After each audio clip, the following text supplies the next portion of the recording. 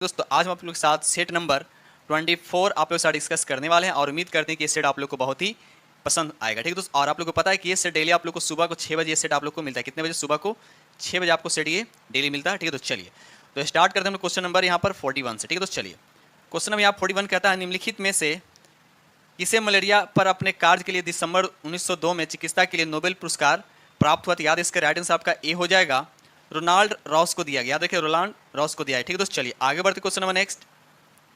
Question number यहाँ पे 42 कहता है, वाष्पन के कारण शीतलन की प्रक्रिया तब धीमी होती है जब वायु के बहने की चाल क्या होता है? तो याद इसका राइट आंसर आपका डी हो जाएगा, घटती है। और वायु में क्या होती है? नमी की मात्रा क्या होती है? बढ़ जाती है। याद रखिए दोस्त। चलिए आगे बढ़ते क्वेश्चन नंबर नेक्स्ट। चलिए रहा क्वेश्चन नंबर आपका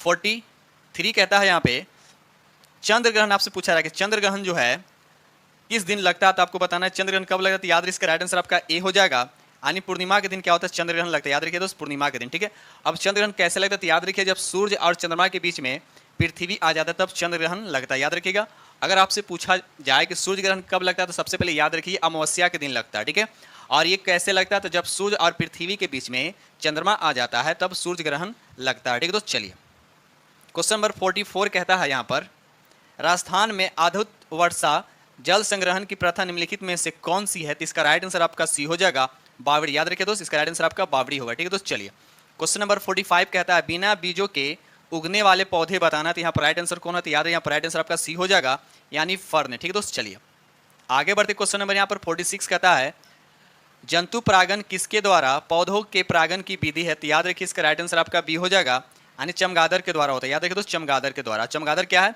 ये स्तनधारी प्राणी। याद रखिएगा ये स्तनधारी प्राणी है। चलिए आगे बढ़ते क्वेश्चन नंबर 47 कहता है, घटपर्णी चूहा, उसके बाद मेढक कीड़े मकोड़ों को फंसाकर उन्हें खा जाता है। हमारे देश में यह पौधा पूछा जा रहा है कि कहाँ पाया जाता है? तो याद रखिएगा ये मेघालय में पाया जाता है। कहाँ पाया जाता है दोस्त? ये मेघालय में पाया जाता है। ठीक है, तो चलिए आगे बढ़ते क्वेश्चन नंबर यहाँ पर हम लोग 48 की तरफ आते हैं।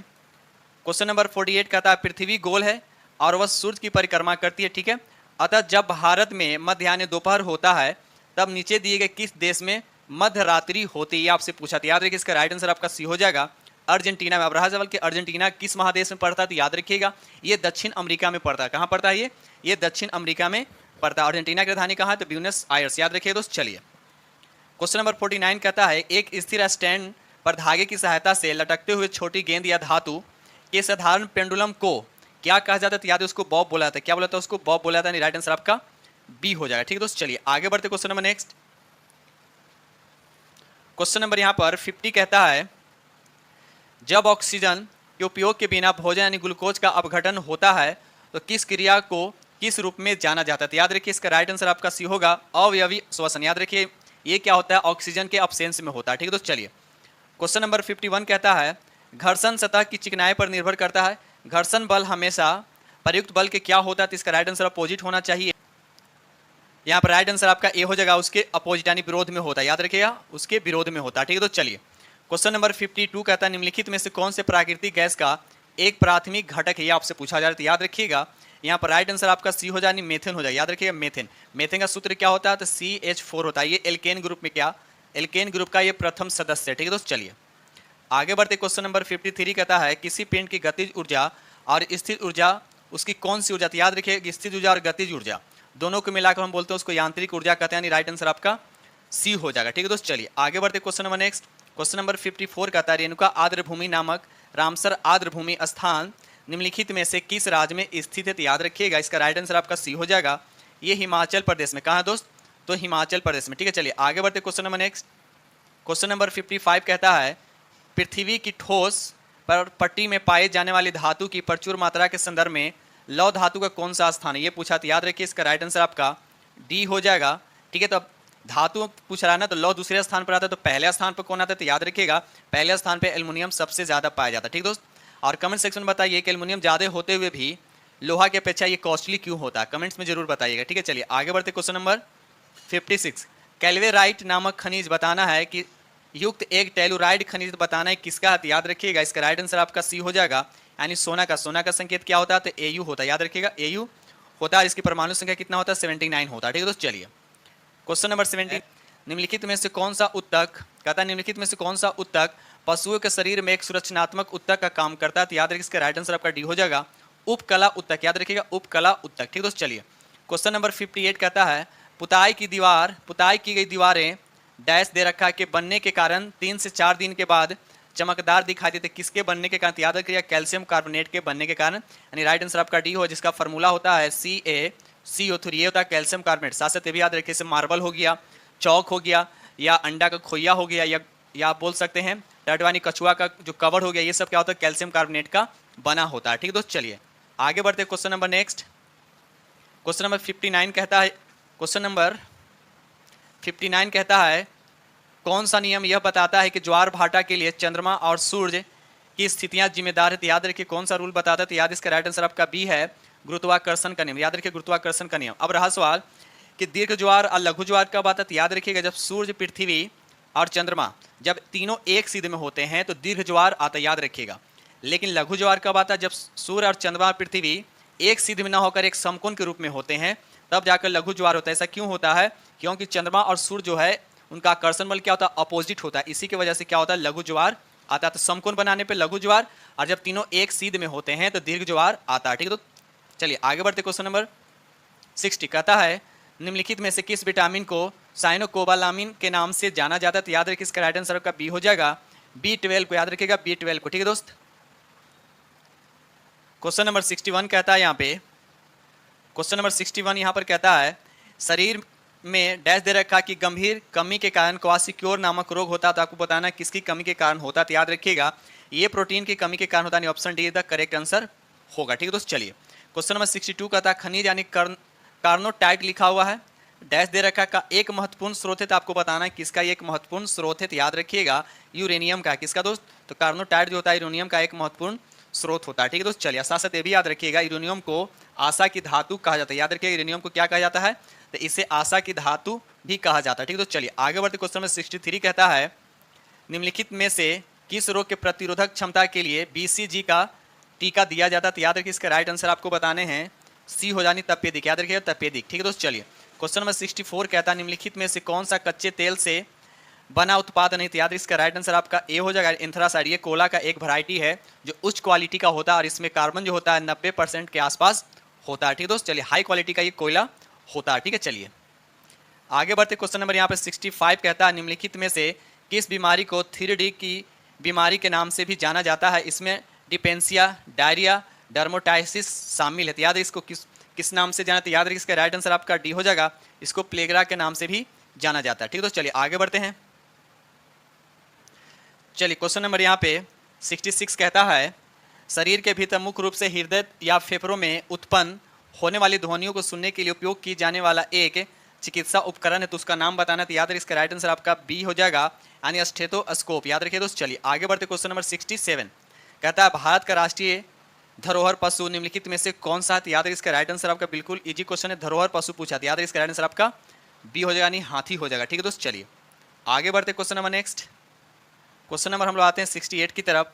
क्वेश्चन नंबर 68 कहता है निम्न में से कौन सा माध्यम के घनत्व में किसी ध्वनि तरंग के एक संपूर्ण दोलन में लगने वाला समय है? तो याद है इसको राइट आंसर आपका बताना, राइट आंसर कौन सा होगा? तो याद है इसका राइट आंसर आपका आवर्तकाल होता है। याद रखिए आवर्तकाल, यानी एफ इजिकल टू क्या होता है? 1/t होता है। एफ क्या होता है? फ्रीक्वेंसी होता है, यानी आवृत्ति होता है। आवृत्ति का मात्रा क्या होता है? हर्ट्ज होता है, यानी एसआई मात्रा क्या होता है? हर्ट्ज होता है। ठीक है दोस्त, चलिए आगे बढ़ते। Question number next, question number यहाँ पर 69 कहता है निम्न में से कौन सी धातु तत्वों के आवर्त सारणी में मौजूद सबसे हल्की धातु? आपसे पूछा सबसे हल्की धातु, तो याद रखिएगा इसका राइट आंसर आपका सी हो जानी लिथियम हो जाए। क्या हो जाए दोस्त? लिथियम होगा। क्वेश्चन नंबर 70 कहता है कोशिका के सूची विभाजन के बाद जनक कोशिका की तुलना में संतति कोशिका में बसते हैं तो क्या बसते हैं? तो याद इसका राइट आंसर आपका बी हो जाएगा, यानी बराबर बसते हैं। याद रखिए तो बराबर के बसते हैं। ठीक है दोस्त, चलिए ये रहा क्वेश्चन नंबर आपका 71। क्वेश्चन नंबर 71 कहता है निम्न में से क्या ऊर्जा के गैर परंपरागत स्रोतों में से नहीं है? ये आपको बताना है कि गैर परंपरागत स्रोतों में से नहीं है। तो याद रखिए कौन है? तो कोयला नहीं। याद रखिए कोयला नहीं है। ठीक है दोस्त, चलिए देखिए इस तरह क्वेश्चन बहुत बार डिस्कस किया जा चुका है, याद रखिएगा। क्वेश्चन नंबर 72 कहता है रिक्त स्थानों में सबसे उपयुक्त विकल्प भरना। ठीक है, यहाँ पर दे रखा है वे पौधे जिनमें पौधों के विभिन्न भाग उपस्थित नहीं होते हैं वह समूह से संबंधित है। आपको बताना किस समूह से संबंधित है? तो याद है इसका राइट आंसर आपका बी हो जाएगा थैलोफाइटा समूह से। याद रखिए दोस्त थैलोफाइटा समूह से। ठीक है दोस्त, चलिए आगे बढ़ते। क्वेश्चन नंबर ये रहा 73 का था, बल के समीकरण में F किसके बराबर होता है? F इजिकल टू क्या होता है? तो याद रखिएगा एम ए होता है। याद रखिएगा F इजिकल टू क्या होता है? एम ए होता है। एम क्या होता है? ये मास होता है यानी द्रव्यमान होता है। ए क्या होता है? एक्सीलरेशन होता है मतलब त्वरण होता है। F का मात्रक क्या होता है? न्यूटन होता है। और द्रव्यमान का मात्रक किलोग्राम होता है। और त्वरण का मात्रक क्या होता है? तो मीटर पर सेकेंड स्क्वायर होता है। मीटर पर सेकेंड स्क्वायर होता है। ठीक है दोस्त, चलिए इतने फैक्ट याद होने चाहिए। चलिए आगे बढ़ते। क्वेश्चन नंबर 74 कहता है, पानी से भरे एक गिलास में रखा गया नींबू गिलास की बगल से देखने पर इसकी वास्तविक आकार से बड़ी प्रतीत होती है। इसका रीजन बताना, इसका कारण क्या ये बताना। तो याद रखिएगा इसका राइट आंसर आपका डी होगा, प्रकाश के अपवर्तन के कारण, रिफ्रैक्शन ऑफ लाइट के कारण ऐसा होता है। ठीक है दोस्त, चलिए आगे बढ़ते हैं। क्वेश्चन नंबर 75 कहता है, निम्नलिखित में से किससे पुलो लोहे के जंगले धातुओं से बनी सभी वस्तुओं को नुकसान पहुंचाता है? तो इसमें से कौन सा नुकसान पहुंचाता है? तो याद रखिएगा डी यानी क्रोजन। ठीक है, क्रोजन में क्या होता है? जितने भी धातुएं होते हैं वो क्या होते हैं? नष्ट हो जाते हैं, बर्बाद हो जाते हैं। ठीक है दोस्त, चलिए क्वेश्चन नंबर 76 कहता है, पृथ्वी के वायुमंडल में अनुमानित रूप से कितने प्रतिशत आपका आर्गन, देखिए पहले भी क्वेश्चन डिस्कस किया जा चुका, तो याद रखिएगा यहाँ पर राइट आंसर आपका ए होगा 0.9%, कहीं कहीं 1% लिखता है, भी याद रखिएगा दोस्त। चलिए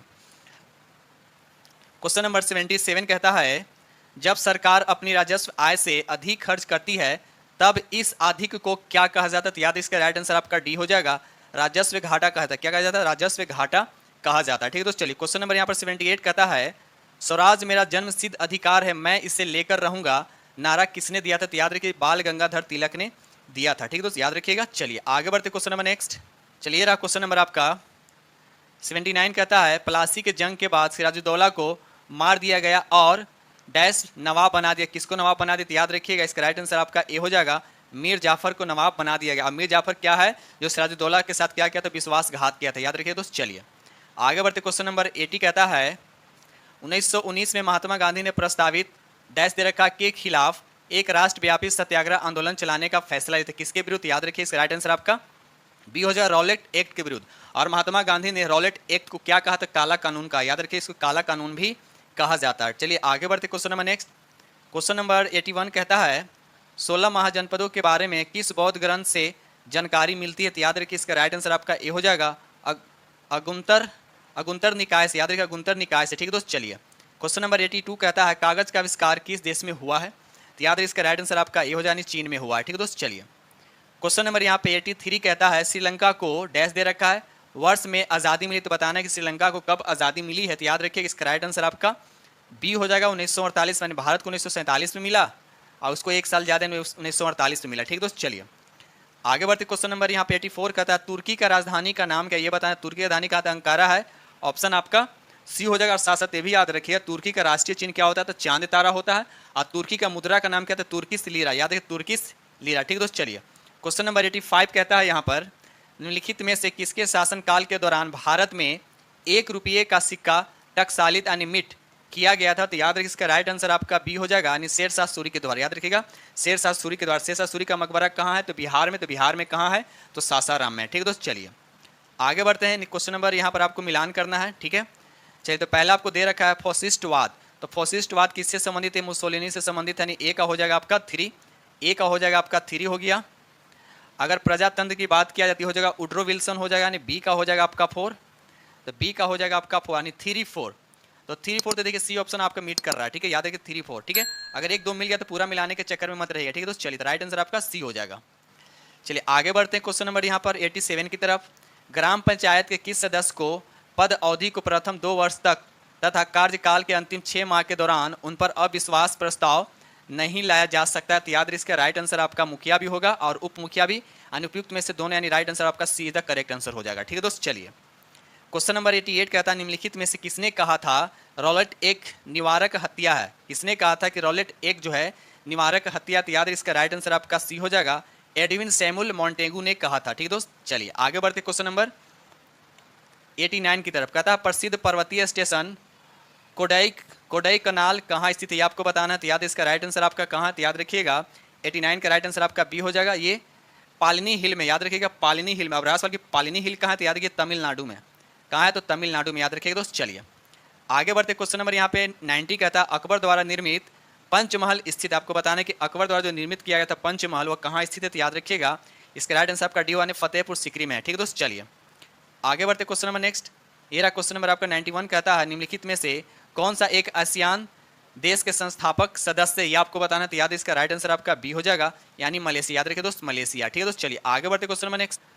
क्वेश्चन नंबर 92 कहता है तात्या तोपे उन सेनानायकों में से एक थे जिन्होंने डैश के भारतीय स्वतंत्रता संग्राम में भाग लिया था। तो कब भाग लिया था, तो याद है इसका राइट आंसर आपका ए हो जाएगा 1857 में भाग लिया था। ठीक है दोस्त, चलिए आगे बढ़ते क्वेश्चन नंबर 93 कहता है निम्न में से किसने भारतीय संविधान को हिंदुओं का निकाय कहा। भारतीय संविधान को हिंदुओं का निकाय कहा, तो किसने कहा, तो याद इसका राइट आंसर आपका डी हो जाएगा लॉर्ड विस्काउंट। याद है लॉर्ड विस्काउंट ने कहा था। ठीक है दोस्त, जो फ्रेंड चैनल पे नए हैं चैनल को सब्सक्राइब कीजिएगा, साथ में बेल आइकन को प्रेस करना नहीं भूलिएगा। ठीक है दोस्त, चलिए आगे बढ़ते क्वेश्चन नंबर हम लोग 94 की तरफ। क्वेश्चन नंबर 94 कहता है निम्नलिखित में कौन सी पहाड़ियां मेघालय में स्थित नहीं है। आपको पूछा जा रहा है कौन सी पहाड़ियां हैं जो मेघालय में स्थित नहीं है, तो याद रहे इसका राइट आंसर आपका सी हो जाएगा जावड़ी पहाड़ियां, जो ये मेघालय में स्थित नहीं बल्कि ये तमिलनाडु में। कहाँ है, तो ये तमिलनाडु में, याद रखिएगा। ठीक है दोस्त, बाकी जयंतिया, खासी, गारो ये सब क्या है, एक मेघालय पठार के निवास करने वाले प्रमुख जनजातियां का नाम है और ये पहाड़ भी है। ठीक है दोस्त, याद रखिएगा।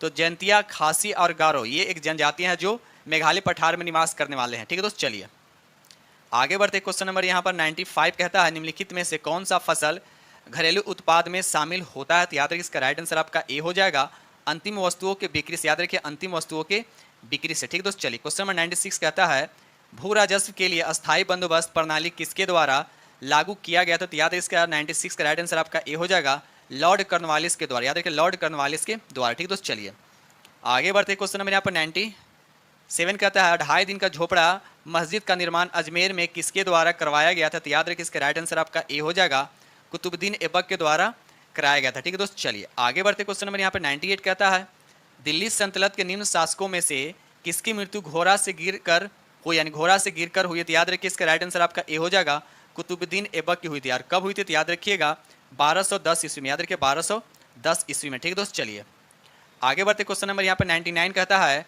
भारत बांग्लादेश भूमि सीमा समझौते के संशोधित संस्करण को दोनों देशों द्वारा भारतीय संविधान के किस संशोधन के तहत अंगीकृत किया गया, तो याद रखिएगा इसका राइट आंसर आपको बताने हैं। इसका राइट आंसर को कौन होगा, तो B is the correct answer होगा, यानी 100वां संवैधानिक संशोधन कब हुआ था, तो 2015 में। ठीक है दोस्त, चलिए आगे बढ़ते क्वेश्चन नंबर 100 कहता है भारत में बैंकिंग विनिमय अधिनियम कब पारित किया गया था, तो याद रखिए इसका राइट आंसर आपका डी हो जाएगा 1949 में पारित किया गया था। ठीक है दोस्त, चलिए आगे बढ़ते क्वेश्चन नंबर यहाँ पे 101 कहता है चीन पर शासन करने वाला अंतिम राजवंश कौन सा था और चीन गणराज्य की स्थापना किस वर्ष हुई थी, ये आपको बताना। तो याद है इसका राइट आंसर आपका ए होगा अंतिम राजवंश कौन था, किंग राजवंश था। ठीक है, और चीन गणराज्य की स्थापना कब हुआ था, तो 1911 में हुआ था। ठीक है दोस्त, चलिए क्वेश्चन नंबर 102 कहता है अबू धाबी किस देश की राजधानी, ऐसे पूछा जा रहा है कि अबू धाबी जो है किस देश की राजधानी, तो याद है इसका राइट आंसर आपका ए होगा संयुक्त अरब अमीरात की राजधानी कहा था अबू धाबी। याद रखिएगा दोस्त, चलिए आगे बढ़ते क्वेश्चन नंबर यहाँ पे 103 कहता है भारतीय संविधान के 73 संशोधन के संदर्भ में निम्नलिखित में से कौन सा कथन आपका सही है, ये बताना। ठीक है, तो याद रखिएगा यहाँ पर पहला लिखा है इसमें पंचायतों का स्वशासन की संस्था स्वीकार किया गया है, तो याद रखिए ये राइट है।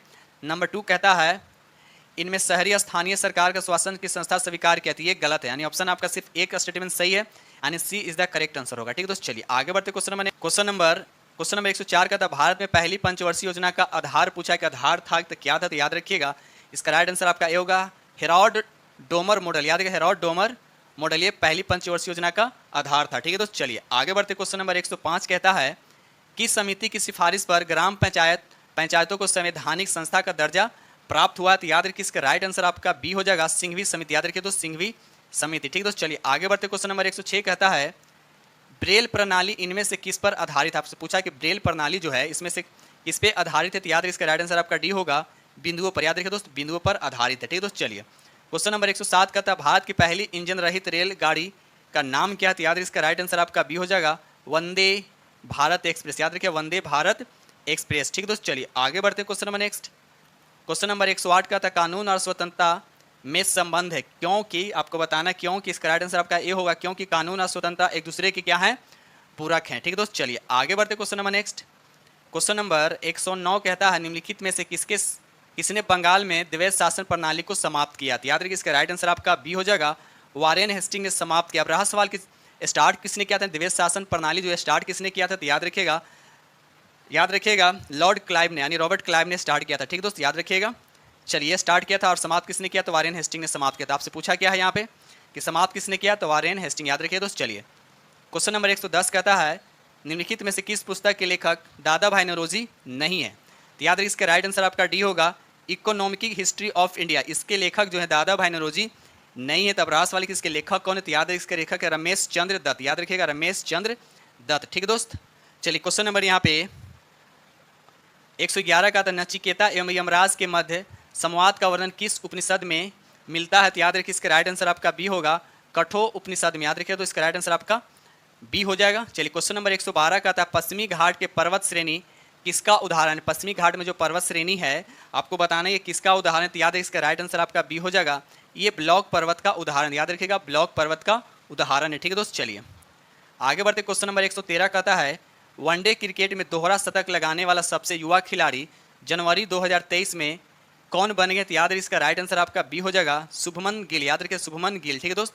और इन्होंने न्यूजीलैंड के खिलाफ दोहरा शतक लगाया था। याद रखिए न्यूजीलैंड के खिलाफ दोहरा शतक लगाया था। ठीक है दोस्त। चलिए आगे बढ़ते, क्वेश्चन नंबर 114 कहता है कि 24 फरवरी 2023 को प्रधानमंत्री किसान सम्मान निधि योजना को कितने साल पूरे हुए हैं? ये आपसे पूछा। तो याद इसका राइट आंसर आपका सी हो जाएगा, यानी 4 साल पूरे हुए हैं। ठीक है दोस्त। चलिए आगे बढ़ते, क्वेश्चन नंबर 115 कहता है किस भारतीय कंप्यूटर वैज्ञानिक को मार्कोनी पुरस्कार 2023 से सम्मानित किया गया? तो याद रखिए इसका राइट आंसर आपका डी हो जाएगा, हरि बाल कृष्ण। याद रखिए हरि बाल कृष्णन। ठीक है दोस्त। चलिए आगे बढ़ते, क्वेश्चन नंबर यहाँ पर 116 कहता है नागालैंड विधानसभा के लिए चुनी जाने वाली पहली महिला कौन बनी है? पहली महिला कौन बनी? तो याद रखिएगा इसका राइट आंसर आपको कौन हो जाएगा? बी हो जानी हेकानी जाखुल। याद रखिए नागालैंड विधानसभा के लिए चुनी जाने वाली पहली महिला कौन? तो याद रखिए हेकानी जाखुल। याद रखिए हेकानी जाखुल। ठीक है दोस्त। चलिए आगे बढ़ते, क्वेश्चन नंबर 117 कहता है यूनेस्को द्वारा 24 जनवरी 2023 को मनाया जाने वाला अंतर्राष्ट्रीय शिक्षक दिवस को किस देश की लड़कियों और महिलाओं को समर्पित किया गया? तो याद रखिए इसका राइट आंसर आपका बी हो जाएगा, अफगानिस्तान को। ठीक है दोस्त। चलिए आगे बढ़ते, क्वेश्चन नंबर 118 कहता है किस टीम ने पुरुष हॉकी विश्व कप 2023 का खिताब जीता है? तो याद रखिएगा 118 का आंसर आपका बी हो जाएगा, जर्मनी हॉकी टीम ने। ठीक है दोस्त। चलिए आगे बढ़ते, क्वेश्चन नंबर 119 कहता है the power of the ballot travel and Triumph in the election की भूमिका किसने लिखी है? आपको ये बताना है। तो इसका राइट आंसर कौन होगा? तो बी हो जाएगा, सुनील अरोड़ा। याद रखिए सुनील अरोड़ा। ठीक है दोस्त। चलिए आगे बढ़ते, क्वेश्चन नंबर 120 कहता है 15 मई 2023 को पूर्व नौसेना प्रमुख एडमिरल करमवीर सिंह को किस देश द्वारा the order of rising sun gold and silver star से सम्मानित किया गया? तो आपको बताना है किस देश के द्वारा। तो याद रखिए इनको जापान के द्वारा सम्मानित किया गया। ठीक दोस्तों, इस तरह से हमने आप लोग के साथ ATMC को डिस्कस किया हूं और उम्मीद करता हूं कि ये सेट नंबर जो 24 हमने आप लोग के साथ जो डिस्कस किया हूं बहुत पसंद आएगा। अगर पसंद आया तो प्लीज़ लाइक कीजिएगा और जो फ्रेंड इस चैनल पे नए हैं चैनल को सब्सक्राइब कर लीजिएगा और साथ में बेल आइकन को प्रेस करना नहीं भूलिएगा। ठीक दोस्तों, इसी के साथ वीडियो करते हैं समाप्त। अब मिलते हैं आप लोग से नेक्स्ट वीडियो में, तब तक के लिए थैंक यू वेरी मच।